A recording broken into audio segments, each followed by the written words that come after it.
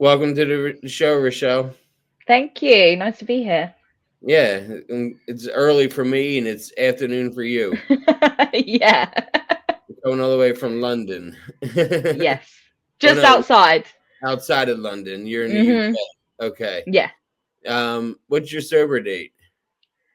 My sober date is the 4th of February this year. Oh, okay. So you're coming up on 1 year. Almost. Almost. One day at a time, but almost. Yeah, yeah. That's what I said. You're coming up on. Yeah, yeah, yeah. It's important God for you. willing. Yep. What was going on February 3rd of this year? Well, I kind of stopped drinking beforehand, but I was going through the withdrawal stage. So I wanted to get that part done and then start afresh. So the 4th of February was the day that I just stopped drinking completely. Yeah. So because you were what, tapering down? Yeah. Yeah, Yeah. that's a safe way to do it. Some people they try to stop suddenly Mm. when they're coming off alcohol, and you can get really bad shakes. You can possibly get seizures. Hmm. Like, I suffered with them anyway, so that's kind of why I was advised by the recovery group that I'm with, to just sort of like edge it down. yeah, So, I help a girl in my area. She was doing like 12 to 15 airplane bottles a day. And she has two kids. She couldn't really leave to go to rehab. She takes care of her dad, yeah. and her mom passed away, so like she's doing all this by herself, so she can't really leave for 30 days. And Mm, I've been doing a taper schedule with her where every time she does a shot, she'll Snapchat me a picture of the empty bottle, or she'll hmm. snapshot me her drinking it. And we've been holding her accountable for that. And yesterday she was down to just three, so Okay, cool. making huge progress, Yeah. in her. And then she wants to get down to zero, and then she's doing a Hmm. taper off Suboxone. So Okay. I told her not to taper to Suboxone until she feels comfortable without the alcohol, because the Suboxone, it takes a couple months to get off subs because of the withdrawals from opiates. That Right. I don't know anything about that Yeah, side of it. So, is there so with opiates, I like to educate people that are watching and other people hmm. I'm interviewing. With opiates, you can't die from the withdrawal. Okay. Benzos and alcohol, you can have a really bad seizure. You can literally die from the withdrawals from Hmm. alcohol and benzos, depending on how heavy your use was. And opiates, yeah, that was my drug of choice for a Right. decade, was opiates. And it's been 6.5 years, so it'll be 7 years in April since I've touched Amazing. it. And my sober date is 2/29/20 from alcohol. But benzos and weed I relapsed on last summer. Okay. So my clean date is 4/1 now of this year from benzos and alcohol. Benzos and weed. Uh, Okay. but with opiates, you don't need to taper. You can stop suddenly and go cold turkey, but you're going to go through like 2 weeks of like flu like symptoms, and Mm. be really rough. So it's good to taper off them with Suboxone. Now, why did you decide to quit? So mine was just, I think that last year, I've spoken about this sort of side of it before, but last year I was really, really physically and mentally unwell. It had come to the point where I was bleeding because I was drinking 2 liters of Captain Morgan Spice rum a day. That's how it just rapidly declined. And I was like drinking, being sick, blood. It was just over and over again. And I don't really know what happened or as to why I decided to stop. I think that I was sick and tired of being sick and tired. And I just woke up and I thought, I cannot live like this. Every time something went wrong, whether that be losing my phone, breaking my phone, waking up in my own piss, like throwing up, all of the time. And I protected alcohol like there was no tomorrow. Like I would never say, like everyone would say to me, oh, Rochelle, you know, maybe it's time you stop drinking, maybe it's time you sort of calm down a bit. I'd be like, no, it's not the drink, it's just me. Like, oh, I'll try and moderate it, or I won't do top shelf like spirits, I'll just drink beers. There was nothing that could, every time I even tried to moderate it, you can't moderate it. If it's a problem, it's a problem. It's regardless of what it is, it's alcohol. Whether you're drinking it out the tap or whether you're drinking it out the bottle, still the same. And yeah, I was just constantly chasing. It's funny because you constantly chase that high that you first had when you started drinking. It's like, oh wow, this buzz is amazing, I want to feel like this all the time.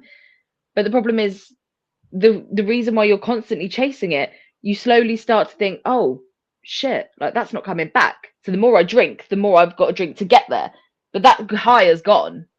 And now that I'm in sobriety and I can see that, yeah, it's a crazy old wild road because it's so legal, because obviously it's legalized. Yeah. And over here the drinking age is 18, when you can start drinking alcohol. We were getting hold of it like before that anyway. Yeah, I was gonna say, you got. I've been to Europe and it was really lax, where they didn't. Even, my sister, we went to Europe when my sister was 19, but she looks younger than she is, so she could pass for 16, and no Mm, one carded us ever in Europe, you know. And I don't even remember being carded in Amsterdam when we went into the coffee shop to smoke in Amsterdam. Didn't get carded in there either. None of us did. You know, I bought a joint, we sat down, we all smoked a joint together. And mm-hmm. you know, I don't smoke anymore, but I smoked a lot in Amsterdam. That's for damn sure. Yeah, while it's there and it's allowed, like just Yeah, go to town. while in Rome. Now you said sick and tired of being sick and tired, Mm, and that's something that I said when I got to rehab, and I didn't know it was a cliche. You know, I mm. was saying that because that's how I felt. And then somebody else said that in a meeting, and I'm like, oh shit, people are saying this all the time. We have something in common. Yeah. You know, like I can identify. The important thing was in my AA room was I felt like I could identify with what they were saying in my home group. You Mm-hmm. know, like I was the greeter. That was my service work. I was the greeter at I'm a the. greeter. I was I'm, new in recovery. You're the greeter. I think yeah. that's cool. When you're new in recovery, you're the greeter. So this way you can get to know everybody. And I would stand outside and smoke my cigarettes and say hi to everybody as they walked in. Mm, And you know, I loved being a greeter. It was an 11 o'clock at night meeting, and I loved it because you know you can have a rough day early in sobriety. Not yeah. everything's going to go your way early in recovery, and you have to learn how to live without the drink and learn how to live without the drug. Mm, And you know, if I had a rough day, I could go to a meeting at 11 o'clock at night and completely reset my day and go to bed in a good mood because I had a great meeting at 11 p.m. yeah. Yeah. I love that. I mean, there's not that I've come across, I'm sure there is, but in my local area there isn't ones that late at night. But I do have the Everything AA app, so sometimes I do tap in to that and have like a video call one, or even if I just sit and listen and zone out. um I will just say, like, on my behalf, like, quick disclaimer, like, I know that I'm part of the 12-step program. I wouldn't want to like push it on anyone else. People will get sober how they want to get sober, Yep, and me that's too. fine. Because I think after my first podcast, people sort of, I don't want people to latch onto what I'm doing to help my recovery. Do you see what I'm saying? And Yeah, then just think like, oh, but it's working for Rochelle, but it's not working for me. That's fine. People are entitled to get sober however they will. I think AA personally saved my life, and I yep, will wholeheartedly believe that. yep. And so yeah, going back to that, like, I do tap in a little bit. Like last night, for example, I've just celebrated my 30th birthday. I was 30 on Thursday. Happy birthday. Happy Thank birthday. you. It's bittersweet, really, because I never actually thought I would make it to 30. And I had my best friend Maisie. She lived with me while she was while I was going through the madness, because I wasn't eating properly. So if I was coming out of a relapse, she'd make food for me or sit with me and just make me feel okay, and just so I wasn't on my own. And when I say to people like I nearly died, people just don't seem to believe it. I'm like, no, I was on death's door. Like, it was going to happen. And Maisie's like, yeah, like, if anyone was to ask me, I'd be like, no, trust me, I've seen it. Yeah. Um, and it's, yeah, horrible. And it's sad with alcohol because, or with any drug really, but especially alcohol. I mentioned before, like, no one sits with others and goes, oh, well, maybe you'll be able to have a spliff in a couple of months' time. Maybe you'll be able to just, hit a pipe in a little while.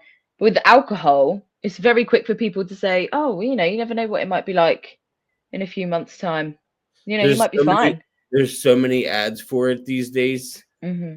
Whether it's on TV or Facebook or Instagram, they show you ads for alcohol. And the Oh, thing is, you know how your phone listens to you and shows you ads based on what you say? yeah. Well, I talk about alcohol all day long when it comes.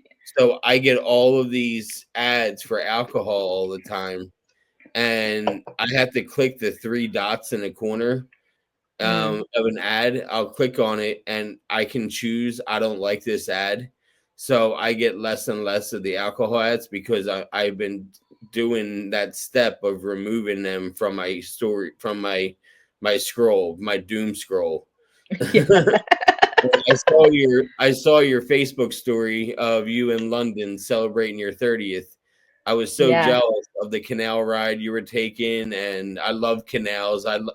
I was in a city called Ghent in Belgium, and Okay. they have an amazing canal with a lot of old buildings, and it was like a really cool city. My dad and I always said if we ever needed to leave America, that's where we go, is Ghent. It was such a Yeah. cool experience, and I didn't smoke weed there. I did drink there, that's for sure. Mm, Because I am an alcoholic. I do NA though. Right now I'm in okay. NA. I do that Monday through Friday, and then I do Hmm. Gamblers Anonymous on the weekends because I'm a gambler too. Okay. So, I'm in recovery for gambling also. So I Okay. firmly believe in the 12 steps. Yeah. Um, my wife does something called recovery dharma, where it's like a Buddhist approach to recovery. Yeah. Right. Okay. Yeah. Yeah. Yeah. And they're in that right now. They do like 3 meetings a day sometimes because over Zoom, you can hop in meetings 24 hours a day. You know how it is. Like, Yeah. I remember I needed a meeting and it was a Sunday and it was 4 o'clock and I hopped on AA Zoom and I found a meeting based in the UK, and Hmm. it was a 9 o'clock at night meeting for you guys. And I hopped in that meeting, and it was like 80 people in the meeting, and it was Yeah. such a cool. And then I found my NA Zoom meeting that I do every day at noon, and I Hmm. love it. It's a great way to like reset my day, and because I work from 7 to 6:30. Okay. So, but I get an hour and a half long lunch in order to attend that meeting. Mm. I think that's really important as well, and I don't think a lot of people who aren't addicts really understand the work that goes in that we have to do ourselves. Yeah. So, it's great that all of these things are up and running. We'd be lost without them. It's being okay with sitting on your own and being like, okay, so like me personally, for my recovery, I need a schedule for everything. So I need to know that these sort of things are available in case my mind starts wandering, because it has and it will. And as long as I can pull it back, it's like a balloon. As long as I can pull it back, it's fine. But I can feel myself slipping. So I prayed last night, just cried, just fully cried. And I think there was a lot of shame in that when I was going through the madness of alcoholism. And I used to think, oh, it's so weak to cry. It's so weak to cry. But last night it was just a relief. I've had a brilliant week. I've spent time with brilliant people, and it's really important for me to allow myself to be present with these people that mean the world to me. They've waited. My friend Debs said, before we were just sort of getting little glimmers of Rochelle, and now we're getting you all the time, and it's lovely. And it's true. It's nice, but it's so exhausting Mhm. sometimes to just be doing stuff all the time. And I'm not being ungrateful, and I'm like praying like this to the universe, and I'm saying, look, I'm not being ungrateful, but I'm exhausted. I'm really tired. And then I thought, oh my God, I sound like a toddler. I know I just need a nap and probably some snacks, like, but come on, and then just started crying. But I think I have a home meeting on a Monday, Um, so I make sure I'm there. That's the one I greet at. And it's really important for me to stick to that and stick to these meetings. And it's a lot of inner work. I've said before, putting down a drink is one thing, working on yourself, you know, resurfacing that trauma as to why you drank in the first place and suppressed it all, Yep. you know, whatever your drug of choice is a totally different ball game.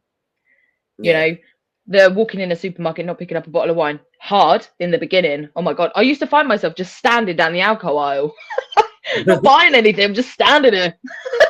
Get out. Why are you doing that? It's almost like trickery. I felt Same with the alcohol. same way. Yesterday, I went out to get creamer, and the only thing I was getting was creamer. Hmm. And I thought to myself, man, I gotta get a bottle of wine. I can drink it real fast, or I'll get like a 12-pack of twisted tea, and it'll be nice to sip on. You know what I mean? Like stuff like that. And I Mm. understand exactly what you're saying. Let's rewind a little bit, Rochelle. Where are you from? What, I'm from Buckingham. Where am I I know. from? Yeah, I know you have the accent. So if you, I don't have to. I know you're from No, the so UK. no, I'm from Buckinghamshire, which is a county, which is a little bit outside of London. Okay, how far away from London are you? Uh, about half an hour, 45 minutes on the train. Yeah, so not too far, but like I went yesterday, so we went to Camden. I don't know if you've ever heard of Camden, seen photos of Yep. Camden, or Yep. I've heard yeah. it. So we went on this went on this little music gondola, which was really cool. And even then, like we're sat. The one thing I don't want to do either is piss on people's parade that still drink. And I feel like sometimes I talk about my sobriety. I'm worse than being vegan because it's all I talk about. I'm like, I'm sober. I'm sober. I don't know if I told you. But it's exciting because I've never lived this version of me, so I don't know. In the beginning, total lack of identity. Didn't know who I was. Hated myself. Yeah. I was like, who am I without a drink? And now I'm slowly starting to learn, like, oh, I like these things, and I like to do this on this day, and it's beautiful. So anyway, once again, sidetracked myself. Went on this little musical gondola, and this guy was like, "Hey, does anyone want anything from the off license?" These people were like drinking red wine at the back of me, but everyone just had a really good time. And Camden's, you know, full of such alternative, wonderful people. Yeah, it was really, really fun. But obviously, Christmas is coming up. Yeah. London's busy, Yeah. very, very busy. It's coming around the corner. I love Christmas. I'm a Yeah. yeah, we're already I mean, this episode's gonna come out in December, but it's November here and we're already getting ready to decorate even before Mm. we just my son and I it's my wife and my son and my son and Amazing. I voted to put Christmas decorations up early. My wife Yeah. lost the vote 2-1. Oh, that poor lady. So let's see here. Do you have any brothers or sisters? No, I don't. I'm an only child, so it's just little old me. Just little you. Little old me, yeah. Yeah, just me bobbing around through. Like, I've got a wonderful foster family though, so they're amazing. I've got a foster mum and a foster nan, so So they're great. you were adopted?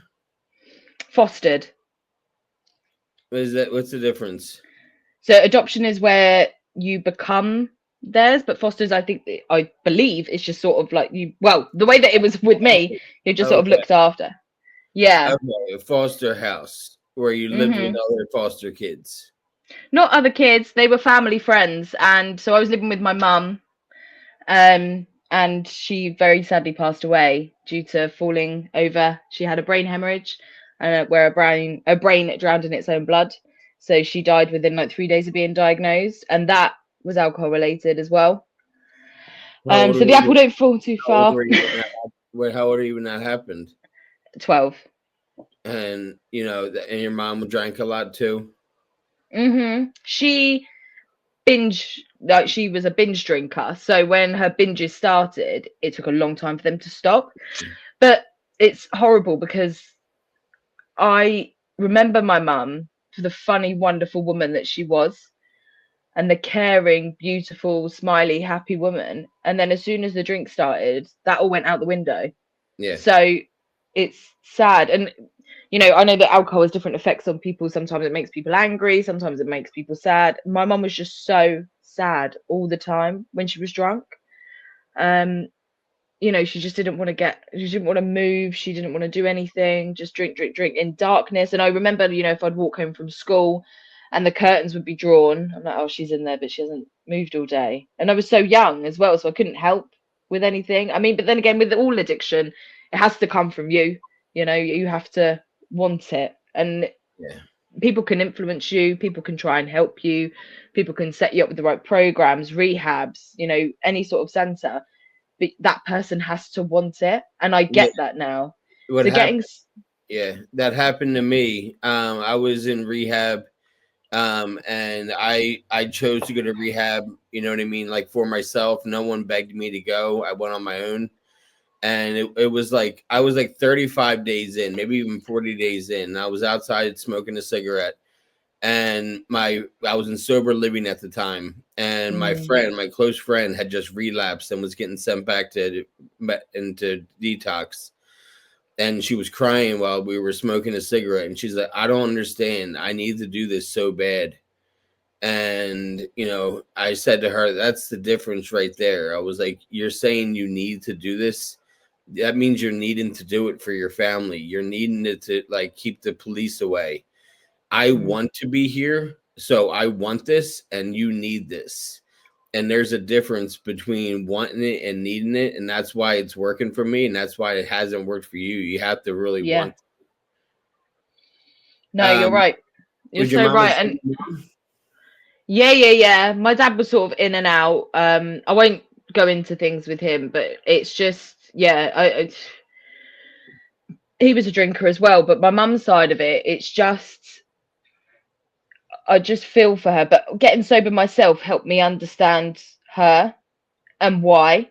Because as a child, I was very angry because it looked like such a selfish choice, which, addiction can be, because your want or need for that fix, no one else matters, nothing else counts.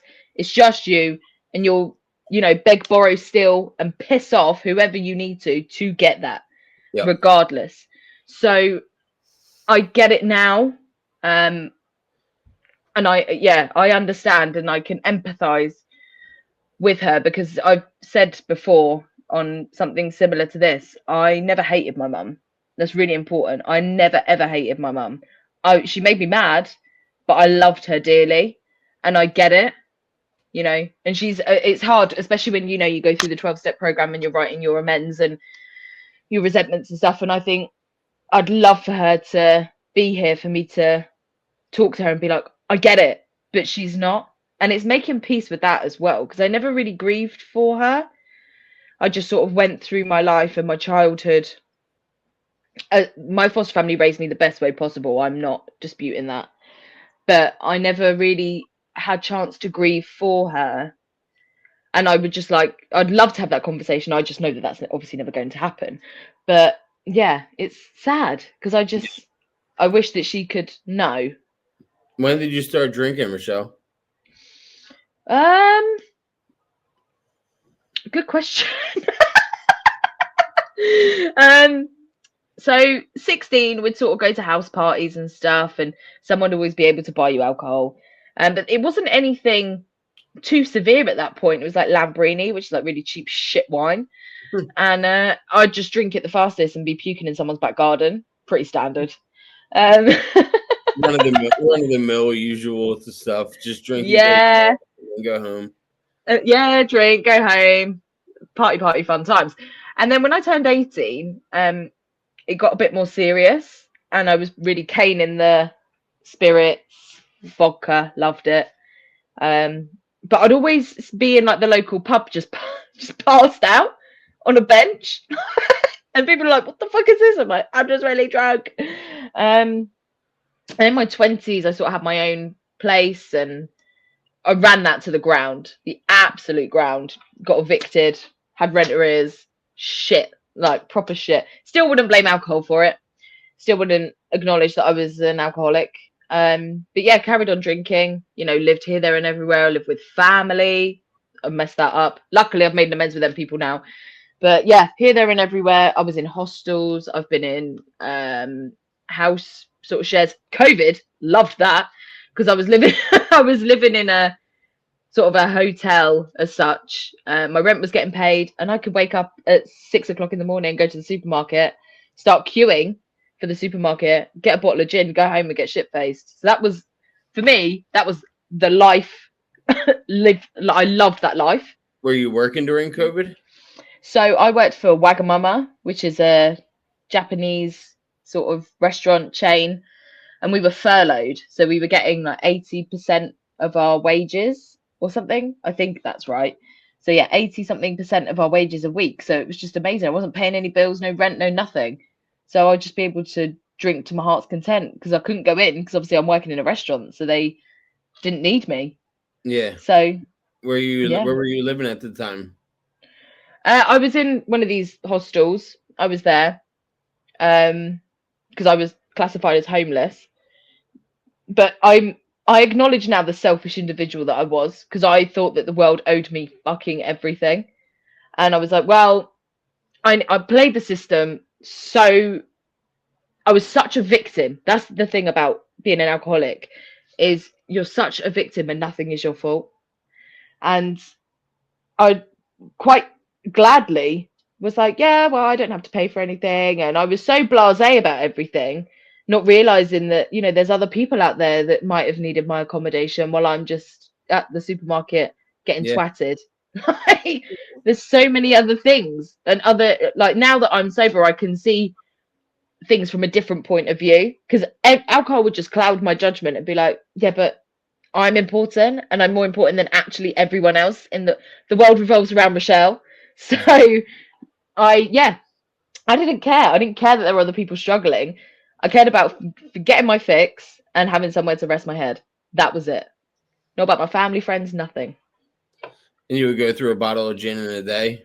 Mm. You graduated from Captain Morgan into gin. No, that Captain Morgan was always been there. So Captain Morgan's was the one at the end. That was my first drink, actually. Oh, Uh, really? when I was 11, I drank Captain Morgan and Coke, and Mm, that was my first drink. And I would drink it on the weekends whenever my friend would sleep over. We would sneak down in my basement where my parents weren't drinkers, but they threw a lot of parties, and mm. they would always have leftover liquor, and I would put that they would put it into the basement after the parties, and I would sneak down into the basement and take shots, and I stole a bottle a bunch of times and stored it in my room. I was bullied when I was 12, so I Okay. started drinking alcoholically when I was 12 years old. Like Wow. That I I was going to ask. I was just about to say, when did yours sort of start? Yeah, I started at 11 with my buddy, and we would like just drink Captain and Coke and get drunk and have fun and Mm, watch movies and shit, and just basic drinking, not like binge drinking.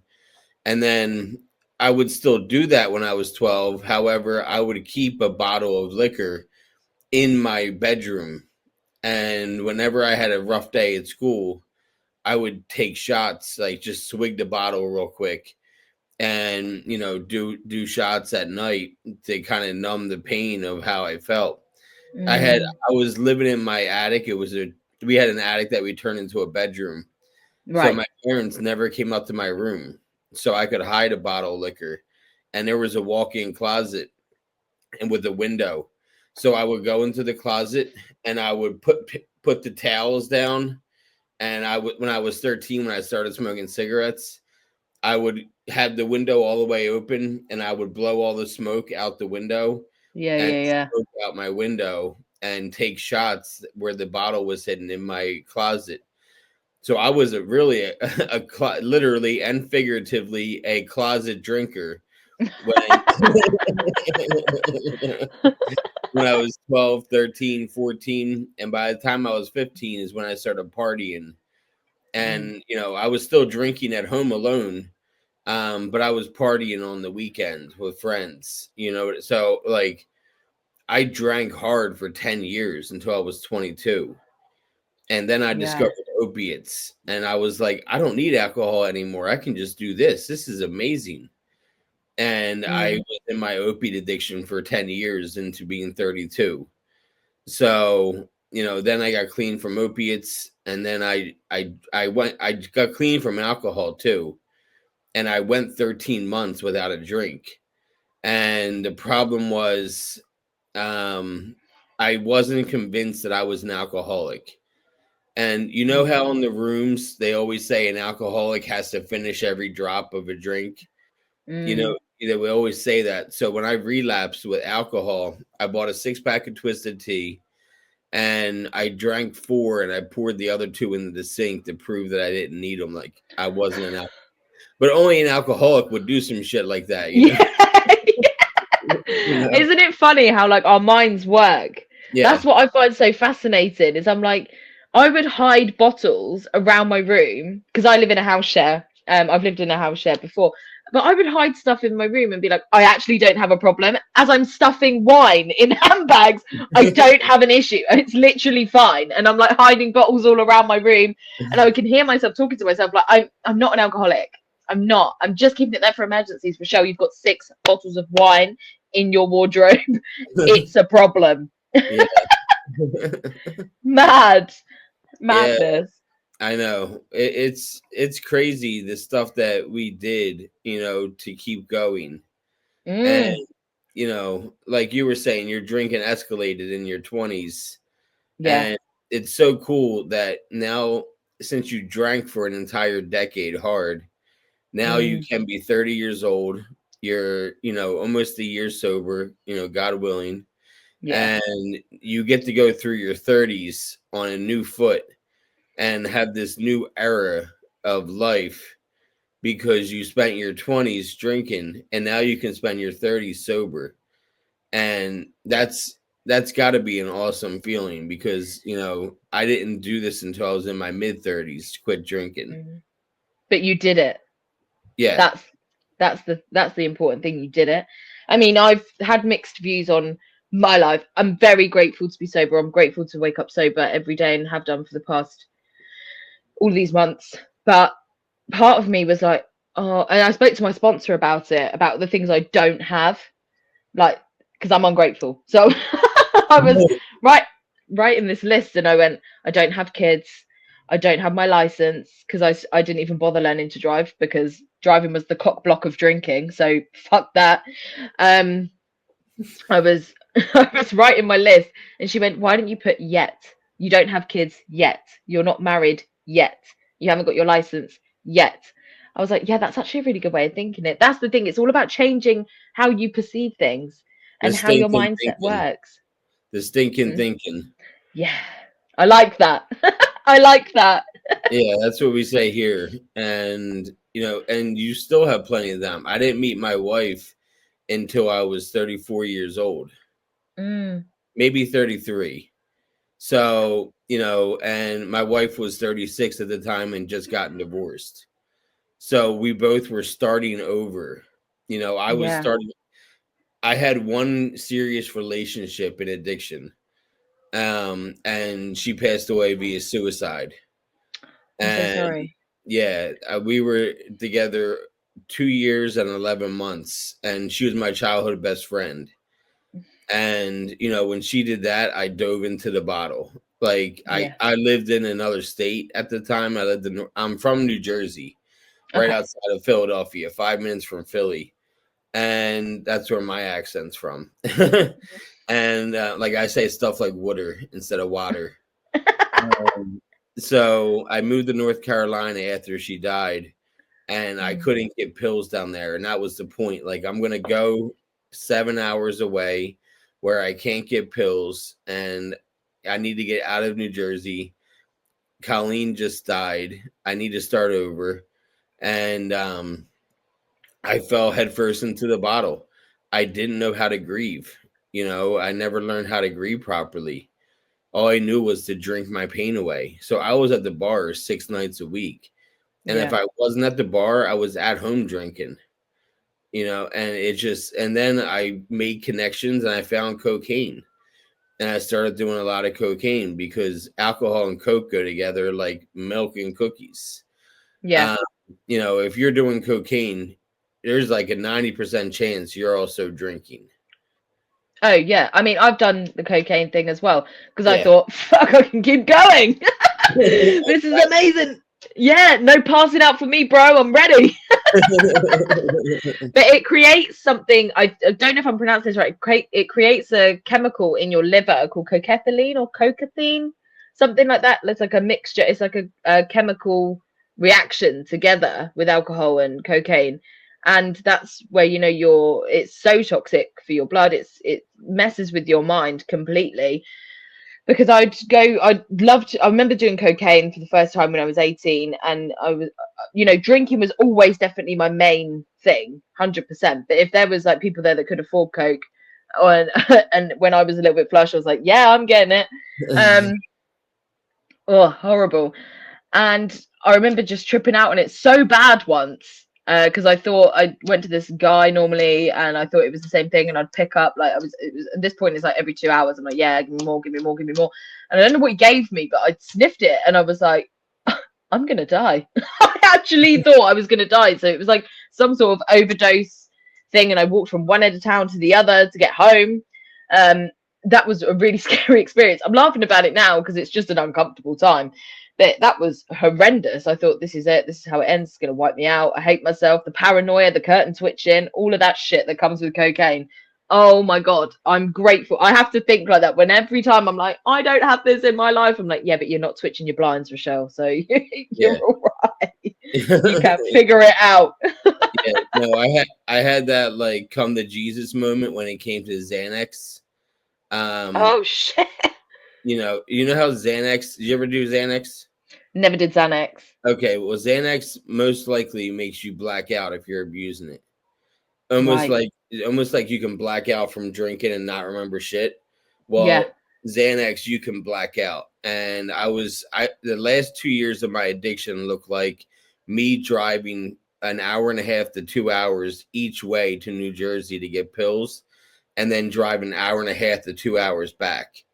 And I was driving on the highway to go to New Jersey to get pills. I was withdrawing from opiates, so I popped a couple of Xanax to kind of mellow me out from the withdrawals. And Yeah. I'm driving, and I don't. Does your highway have mile markers as you're driving, like on highways?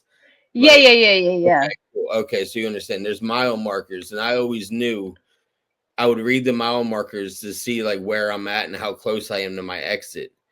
And I remember looking at the mile marker, and then I blacked out while driving for 60 miles. I came to, and I was 60 miles further. I came to like a second later, like that, and I looked at the mile marker, and I was 30 miles past my exit. So I went 60 miles completely blacked out.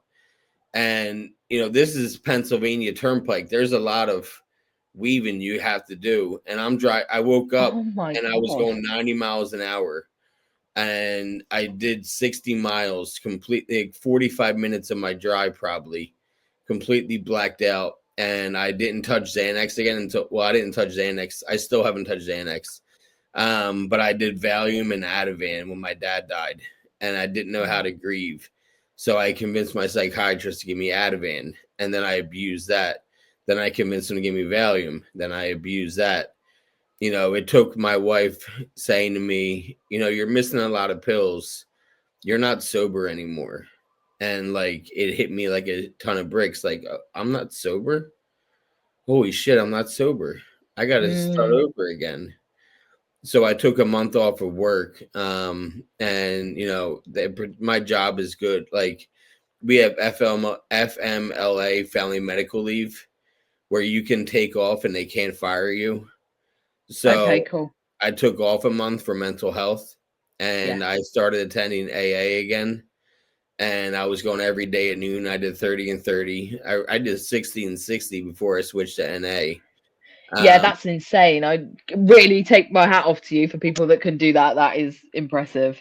Yeah, I was going to meetings every day, and Mm, in person or Zoom. And I still, there's sometimes, it's how much later, 7 months later, almost 8 months later, and there's sometimes where I miss a meeting. It happens. I do meetings 7 days a week generally. I do Gamblers Anonymous on the weekends. mm. So, and I go to a meeting every day, and as you know from Alcoholics Anonymous, A meeting is two alcoholics having a conversation. Yeah. I'm going to do 5 of these today. I'm going to do 5 interviews today. You're first of 5. So this is 5 meetings that I'm having today, and where I talk about recovery and I talk about addiction 5 times today. So for me, that's like going to 5 meetings in one day. Yeah. So I love doing these. I don't get paid to do podcasts. I don't have a sponsor. There's no ads on my show. And this is truly just my sober hobby and how I give back to the community. Yeah. Yeah, I think it's really important. And I like that it's good to share about it. I think it's so nice when it's just real addicts talking.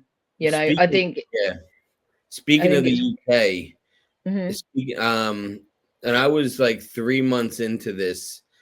I was so like focused on the numbers, focused on how many views I was getting, and I would get upset if put out an episode didn't get a lot of views.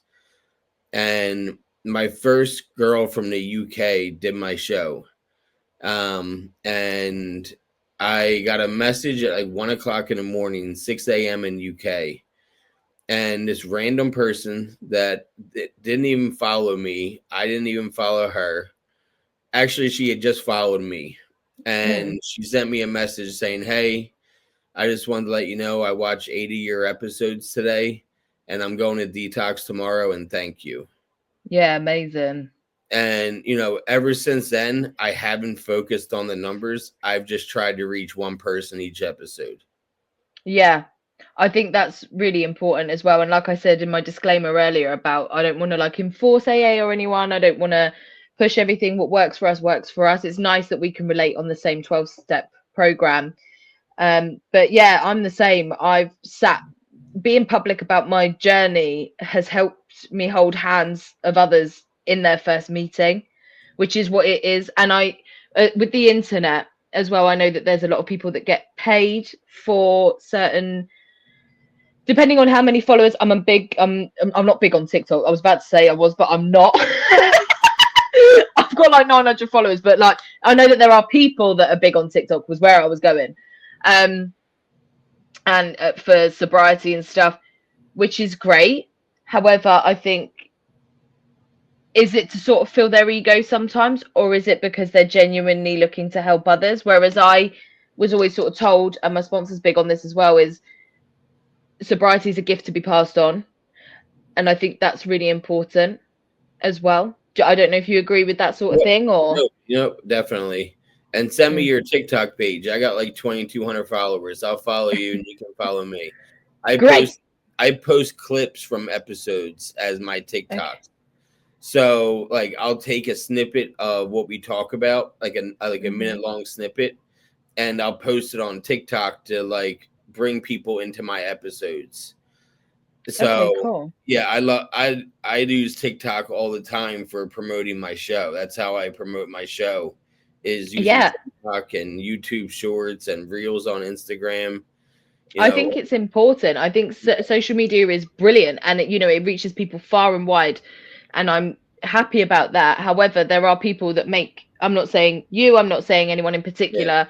There's a few creators that I've had to stop following just because I don't agree with they making got money off of 200. this sort of They shit. have like 200,000 followers, and they make money on their posts. Yeah, for what? Do you know what I mean? I Yeah, don't know. I just think that it just seems a bit unethical to me to make money off of people that are viewing your stuff, because then you're also putting a lot of pressure on yourself in that sense, as everyone's because as much as everyone wants to sit and think, oh, your journey's amazing. I mean, and I am quite clued up in the sense that I know that what I share, people that I've probably pissed off when I've been in the madness, people that I've, regardless of whether I've written a amends to them or not, I know that there are people out there that are waiting for me to fuck up. I know there are. I'm not stupid. I'm not small minded. I get it. And I know that there are. So when you've got to have thick skin if you're going to put it out on the internet. I know that relapse is part of recovery. Fuck me. I used to love the fact that I could use relapse as an excuse for drinking, especially when I was in a recovery center. I'm like, yes, oh my God, I've just relapsed. It's fine. Ha ha ha. But I know that there are people waiting for that moment to happen, and God willing it isn't going to. I know now that I have the mentality to keep going. I'm not shaming anyone that does relapse. Like I said, it's important, it's part of a recovery program. It happens. It Yep. happens. But there are people out there that would rub their hands at the fact if I did. Yep. So you need to have thick skin to be able to post on that. There are things online that I just will not speak about. Dating, sober dating. What the fuck is that about? I No, used to find that so hard. it's so dangerous. But at the same time, it really depends. Sober dating is one thing. My relapse happened 13 months into my addiction or Mm, into recovery. My relapse happened like on the dot, same 13 months exactly. At the time, my wife and I were engaged. I proposed to my wife within like 3 weeks of being together. mm-hmm. So like she was still technically married when I proposed, and Shoot your shot. yeah, yeah, it was. We had said "I love you" the first night we spent together. Um, Oh.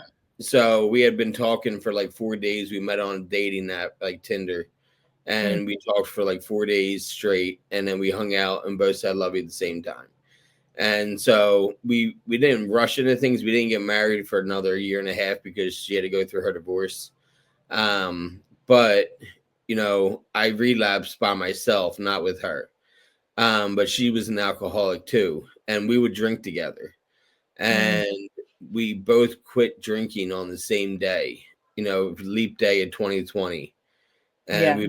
we both. I woke up hungover, and I realized I drank a bottle of Jack Daniels the night before.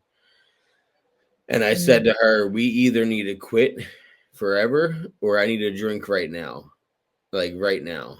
And they were like, "Well, I'll quit with you." And we did it together. And my wife, both of us, still haven't had a drink. She does something called recovery dharma, mm-hmm. which is like a Buddhist approach to recovery, Yeah. and that's what they do. And I do my NA and my GA. And you can be sober in a relationship with somebody else is sober when you Yeah. have the same goals, when you don't try to enforce your program on your significant other. The problem comes when you're both in, say you're both in AA, but Mm, you're at different parts of your program, and yeah. you try to be like, well, this is how it's done, you're doing it wrong, this is how Yeah. this is done. That's when you start clashing, and the shit stops working. And I find 100%. that we do different programs so that we're not stepping on each other's toes, because I don't understand, their process, and they don't understand my process. So Mm, we have both our own way, and we just respect each other's recovery, and we don't try to teach the other person or bring the other person down. And I think that's why it works for us so well. yeah. I just think it's really important. Like, I'm in my first year, and I know that there's sort of an unwritten rule of don't date in your first year, which is We fine. we met 11 months in. So Yeah. I was like, I can't say you're my girlfriend for another 3 weeks. And then I and then I proposed to her on my 1 year anniversary. So Yeah. I That's gave her my 1 year chip, and I gave her a ring. And I said, hold on to that chip. That's my chip for 1 year. And I gave it to her. So yeah. Yeah, I mean, I'm not dating anyone, and to be honest, I for me it works. I was broken up with last year. Um, we're cool now. It's all good. He sends me like he's like, cool. I'm happy for you. I'm happy for him. Whatever he's up to. So it's nice. It's nice to end things on a good note. But when it comes to dating now, I just don't take much shit from people. Whereas before, I was so blindsided by red flags. And I know that I'm not perfect. No one's perfect. There's probably things, there is definitely things in me that piss people off. I'm not narrow minded. I'm fully aware of them. Yeah. So yeah, I mean, I get that, but people's thought process, I try not let hinder my recovery. I'm really enjoying getting to know who I am. And I've got brilliant friends now, true friends, and I'm back in touch with my family. So I'm not before I date because I'm trying to fill that hole in the soul. Yeah. Same with drinking. And yeah, I think like, oh, if I'm with this person, then all my problems will go away, and I'm not an alcoholic. I just can't drink. That's fine. You know, I'm just a heavy drinker. It's not the case at all. You're a fucking alcoholic. Get your head straight. And now I know that the next person that I date or whoever comes into my life, whatever, I know that I can love them wholeheartedly, and it's me and it's who I am. I don't have this drunk facade over me. I don't have to sell this lie or tell people that I'm better off in life than I am. You know, what you see is what you get now. And I'm okay with learning who that is. So yeah. Yeah. Well, that's awesome. It was great talking to you, Rochelle. I really appreciate you coming on, being My 5 hours pleasure. away. And that would have been hard for you because originally I thought it was 5 p.m. my time. And Yeah. it would have been 10 p.m. your time. And and when you said like yesterday, you were like, I'll make sure I'm caffeinated. And I said to myself, well, she's got to be caffeinated. She's going to be at 10 p.m. her time. Yeah, I lost it. I was like, no, I'm sure he meant 5 p.m. my time. So yeah, no, perfect. At least we've done it now, so it's good. Yep, it's awesome. Thank you so much, Rochelle. Have a great day. Yeah, and you, my darling, lots of love and blessings. Take care.